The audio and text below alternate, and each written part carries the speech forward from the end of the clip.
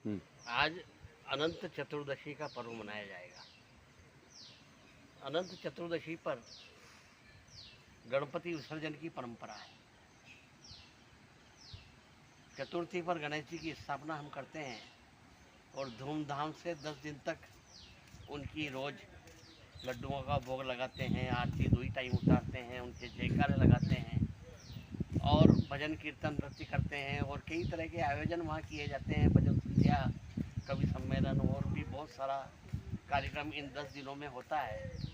और फिर 10वें दिन अनंत चतुर्दशी को बड़े धूमधाम के साथ में उन्हें गाजे बाजे के साथ में, झांकियों के साथ में उनका प्रोसेशन निकाल करके और उन्हें विदा किया जाता है। और ये विसर्जन की परंपरा, अब गणपति विसर्जन के बारे में शास्त्रों में यह कहीं उल्लेख नहीं है कि गणेश जी की मूर्ति को किसी जल स्रोत में बहा दिया जाए और डाल दिया जाए।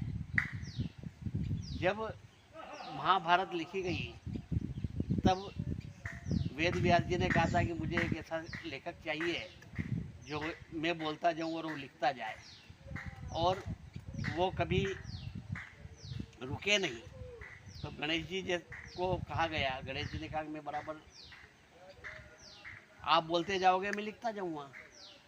तो उन्होंने वेद व्यास जी ने कहा कि अगर ये मैं बोलता गया और ये लिखते गए तो मुझे बीच में समय नहीं मिलेगा। तो उन्होंने कहा कि एक शर्त है कि आप उसी श्लोक को लिखोगे जिसका अर्थ आपको समझ में आ जाए, और जिसका अर्थ आपको समझ में नहीं आए, जब तक आपको समझ में नहीं आए तब तक आप उसे लिखेंगे नहीं। तो उन्होंने कहा ठीक है। तो वेद व्यास जी हर 20 श्लोक के बाद में महाभारत में एक क्लिष्ट और कठिन श्लोक ऐसा डाल देते थे तो गणेश जी की बुद्धि भी चकरा जाती थी और उसके विचार करने लगते थे।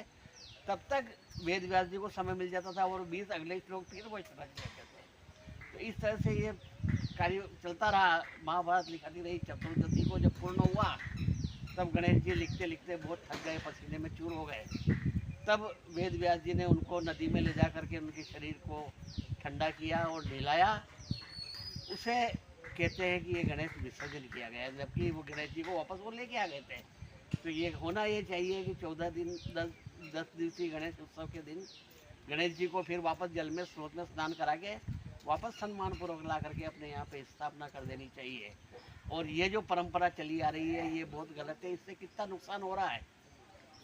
एक तो ये कि हम करोड़ों रुपए की मूर्तियाँ पूरे हिंदुस्तान के अंदर खरीद करके और उनको नष्ट कर देते हैं, जल में बहा देते हैं। अपने मंदसौर की अगर अपन मान लो तो कम से कम 10 लाख की मूर्तियाँ यहाँ बिकी होगी, और एक एक मूर्ति 21-21 हज़ार, 31-31 हज़ार की, 21-21 फुट की, 11-11 फुट की। और कहीं यहाँ से मंदसौर से नहीं, कहीं कोई महू से लाया, कोई इंदौर से लाया। और इन सबको फिर क्या करते हैं कि जल स्रोतों में प्रवाहित करते हैं। तो उससे क्या होता है कि उनके ऊपर जो रंग रोगन लगा रहता है उससे जल स्रोत प्रदूषित होते हैं और वो पानी पीने योग्य नहीं रहता है। दूसरा नुकसान ये होता है कि वो जो नाचते गाते हुए युवा लोग जाते हैं और गणेश जी को लेकर के जब जल में डालते हैं और खूब उनके साथ में डुबकियाँ लगाते हैं तो कई बच्चे मर जाते हैं। और हर साल आप कल ही अखबार में पढ़ लेना कि गणपति के विसर्जन के दौरान कितने लोग डूबे हैं। तो इस तरह से जन हानि हो रही है, धन हानि भी हो रही है। और यही प्रक्रिया फिर 25 दिन बाद हम दोहराएंगे और 15-16 दिन बाद में जब दुर्गा की स्थापना, घट स्थापना होगी और 9 दिन तक फिर वही दुर्गा की पूजा करेंगे और फिर उनकी मूर्तियों को भी हम बहाएंगे। तो इस तरह से हमारे देश में इन गलत परंपराओं के कारण कितना सारा अर्थ का नुकसान हो रहा है, धन का नुकसान हो रहा है, जन का नुकसान हो रहा है, समय का नुकसान हो रहा है और प्रदूषण फैल रहा है। तो किसी जिस प्रकार से सती प्रथा को रोकने के लिए राजा राम मोहन राय आए थे, इस प्रकार से इस कुप्रथा को रोकने के लिए भी देश में किसी को आगे आना चाहिए, क्योंकि हिंदुस्तान के अंदर पीछे चलने के लिए तो लोग पैदा होते हैं पर आगे चलने वाला कोई नहीं मिलता है। इसलिए कोई आगे आए और इन कुप्रथाओं को रोके ताकि हमारे देश की जन और धन की जो बर्बादी हो रही है उससे हमें बचाया जाए।